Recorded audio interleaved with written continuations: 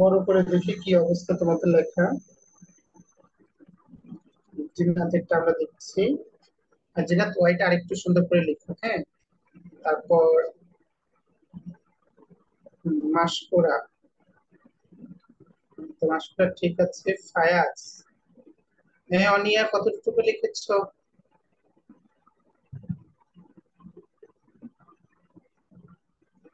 হুম, এই তো ঠিক আছে অনিয়া। তারপর ফায়াজ। ফায়াজ তো অনেক সুন্দর লিখেছে। তারপর আর কার হয়েছে এদিকে? রাহা, হ্যাঁ রাহা সুন্দর লিখেছে। রাদিয়া। অরিত্রী। অরিত্রী মনোযোগ সহকারে লিখতে হবে, ঠিক আছে।